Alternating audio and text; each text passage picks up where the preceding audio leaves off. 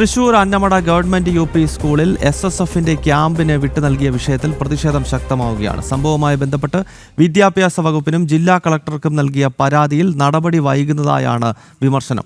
രാഷ്ട്രീയ സമ്മർദ്ദമാണ് വിഷയത്തിൽ അന്വേഷണം പോലും നടത്താതെ പോകാൻ കാരണമെന്നും ആക്ഷേപം ഉയരുന്നുണ്ട്. സാനു കെ സജീവ് വിവരങ്ങൾ നൽകും. സാനു, ഈ SSF പോലെ ഒരു തീവ്ര ഇസ്ലാമിക സ്വഭാവമുള്ള സംഘടനയ്ക്ക് ഈ സർക്കാർ സ്കൂൾ വിട്ടു നൽകിയതിൽ വ്യാപകമായ പ്രതിഷേധം നേരത്തെ തന്നെ ഉയർന്നതാണ്. ഇപ്പോൾ ഈ പ്രതിഷേധം ഉണ്ടായിട്ടും അധികാരികളുടെ ഭാഗത്ത് നിന്ന് കാര്യമായ അനക്കമില്ല എന്ന് വേണോ മനസ്സിലാക്കാൻ?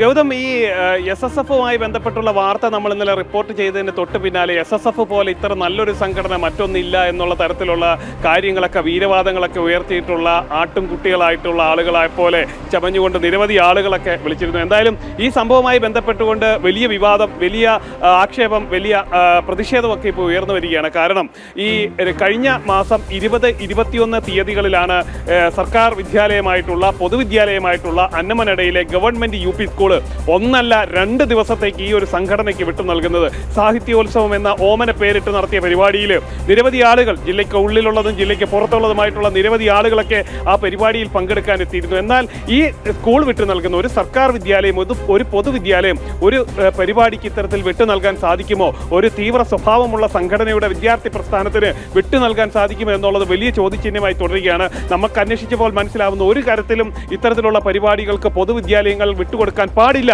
എന്നുള്ളതാണ് ചട്ടം. അത് അന്നമനട പഞ്ചായത്ത് സെക്രട്ടറി നമ്മളോട് സംസാരിച്ചപ്പോൾ അവർ അത് പറയുകയും ചെയ്തിട്ടുള്ളതാണ്. എന്തായാലും ചട്ടവിരുദ്ധമായിട്ട് രാഷ്ട്രീയ തീരുമാനത്തിന്റെ അടിസ്ഥാനത്തിലാണ് അന്നമനട ഗവൺമെന്റ് UP സ്കൂള് ഈ SSF എന്ന് പറയുന്ന വിദ്യാർത്ഥി പ്രസ്ഥാനത്തിന് പരിപാടി നടത്തുന്നതിന് വേണ്ടി 2 ദിവസം വിട്ടു നൽകിയിട്ടുള്ളത്.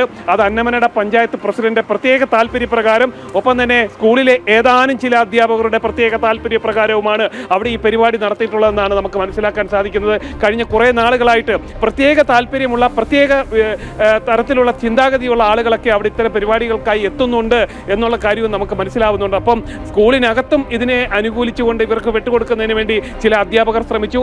ആ അധ്യാപകർ ഇതിന് മൗനാനുവാദം കൊടുത്തതോടുകൂടിയാണ് SSFന്റെ പരിപാടിക്ക് വേണ്ടി ആ വിദ്യാലയം, ആ പൊതുവിദ്യാലയം വേദിയായത് എന്നുള്ളതാണ്. എന്തായാലും കഴിഞ്ഞ ഇതുമായി ബന്ധപ്പെട്ടുകൊണ്ട്, ഈ പരിപാടി നടത്തിയതുമായി ബന്ധപ്പെട്ടുകൊണ്ട് ആദ്യം പരാതി കൊടുക്കുന്നത് വിദ്യാഭ്യാസ വകുപ്പിനാണ്. ആ പരാതിയിൽ വലിയ അനക്കമൊന്നും ഉണ്ടായില്ല. നടപടി ഉണ്ടാവാത്തതിനെ തുടർന്ന് കഴിഞ്ഞ 8-ാം തീയതി ജില്ലാ കളക്ടർക്കും BJP പരാതി കൊടുത്തിട്ടുണ്ട്. എന്തായാലും അതിലും ഒരു നടപടി ഇല്ലാതായതോടുകൂടി BJP അവിടെ വലിയ പ്രതിഷേധത്തിലേക്ക് പോവുകയാണ്. പഞ്ചായത്തിലേക്ക് പ്രതിഷേധ മാർച്ചും ഒപ്പം തന്നെ ഈ ഒരു വിദ്യാലയത്തിലേക്ക് അടക്കമുള്ള പ്രതിഷേധ മാർച്ചുകളുമായിട്ട് BJP നീങ്ങാൻ ഒരുങ്ങുകയാണ്. കാരണം ഒരു പൊതുവിദ്യാലയത്തെ ഇത്തരത്തിലുള്ള മതസംഘടനകളുടെ വിദ്യാർത്ഥി പ്രസ്ഥാനങ്ങൾക്ക് കൊടുത്തുകൊണ്ട് അങ്ങേയറ്റം അതിനെ മറ്റൊരു തലത്തിലേക്ക് മാറ്റുന്ന തരത്തിലുള്ള ചെയ്തികൾ നടത്തുന്ന അധ്യാപകർക്കെതിരെയും നടപടി വേണം എന്നുള്ളതാണ് BJPയുടെ ഭാഗത്ത് നിന്ന് ആവശ്യമായിട്ട് ഉയർന്നിട്ടുള്ളത്. ഗൗതം.